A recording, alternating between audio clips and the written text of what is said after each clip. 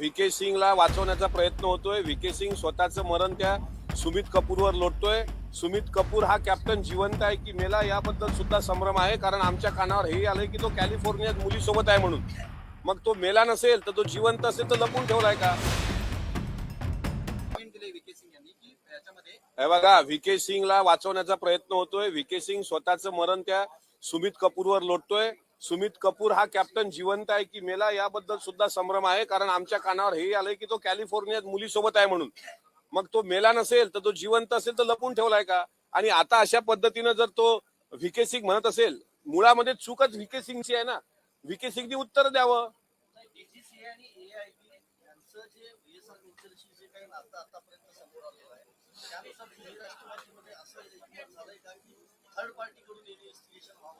हे बघा, एक गोष्ट हे खरी आहे की व्हीएसआर ला वाचवण्याचा प्रयत्न डीजीसीए करते आहे आणि डीजीसीएनी आपल्या सोयीचा एएआयबीचा 23 पाण्याचा प्रथम दर्शनीय अहवाल बनवला, जो अत्यंत त्रोटक आणि चुकीचा आहे. त्यामुळे आमच्यामध्ये अशी शंका उत्पन्न झालेली आहे की बाह्य स्रोतांकडूनच या सगळ्या घटनेची चौकशी झाली पाहिजे असं आम्हाला वाटतं. कारण अद्यापही 3-1.25 महिना 1.5 महिना उलटल्यानंतर जर सीबीआयच्या चौकशीनंतर कोणाच्या बयान घेतल्या गेले नसतील, तो ब्लॅक बॉक्स कुठे आहे हे कळत नसेल, अहो पोलीस साधा एफआयआर करत नसतील, तर मग शंकेला जागा उरते. आता तुम्ही म्हणाल तुमचा रोख कुणाकडे आहे, माझा रोख कुणाकडे आहे की नाही हा प्रश्न नंतरचा. पण वरिष्ठ सभागृहामध्ये आणि कनिष्ठ सभागृहामध्ये ही चर्चा या आठवड्यात तरी होणार आहे की नाही याबाबत माननीय सभापती आणि माननीय विधानसभा अध्यक्ष यांनाच तुम्ही विचारलं पाहिजे. कारण हा मुद्दा हा महाराष्ट्राच्या एका लोकनेत्याच्या संदर्भात आहे. हा मुद्दा म्हणजे इतका सर्वसाधारणपणे महाराष्ट्र विसरेल असं नाही.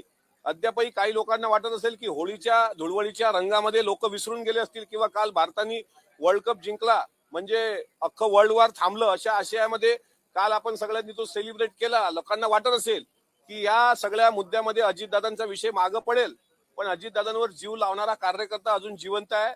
हा विषय आम्ही कुठल्याही परिस्थितीत मागे पडू देणार नाही.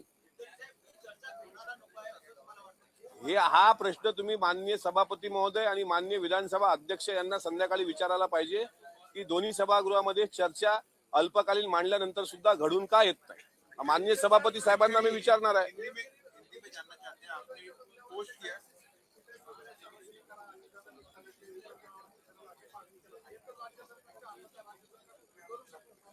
तेच ना, सीबीआय चौकशी जर राज्य सरकारने लावली तर त्या सीबीआय चौकशीमध्ये देवगिरीवरचं फुटेज काय येत नाही. पहिलं तर तिथेच काय पाहिजे की दादा घरून किती वाजता निघाले, त्यांच्यासोबत किती लोक होती. डीजीसीएनी 6 लोकांचा आकडा दिला, विमानात 5 बसली की 6 बसली, कोण कोण विमानामध्ये होतं. सुमित कपूर नव्हता तर शांभवी पाठक चालवत होती का फ्लाईट. आणि साहिल मदन आणि यश हे दोघांचा सीसीटीव्ही तर घ्या, ठीक आहे देवगिरीच्या सीसीटीव्ही नाही भेटला, पण साहिल मदन आणि यश मी 4 दिवस झाले ओरडतोय, हे ट्रॅफिक मध्ये अडले तर कोण्या रोडवर अडले होते, घरून किती वाजता निघाले, आणि जर तो सीसीटीव्ही नसेल तर ते आता कुठे आहेत हे तर शोधलं पाहिजे ना.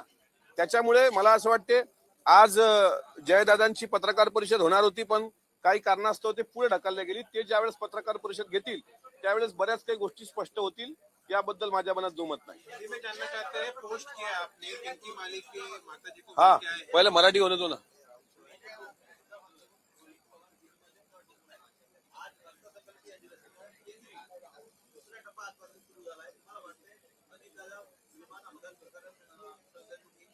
मला वाटतं कारण बरेच लोक बरेच आपचे खासदार, काँग्रेसचे खासदार, शिवसेनेचे खासदार, पवार साहेबांच्या पक्षाचे खासदार हे सगळे लोक आग्रही आहेत. आणि मला असं वाटतं की केंद्रीय अर्थसंकल्पाच्या दुसरा फेज जो सुरू झालाय त्यामध्ये सर्वपक्षीय खासदार भाग घेतील.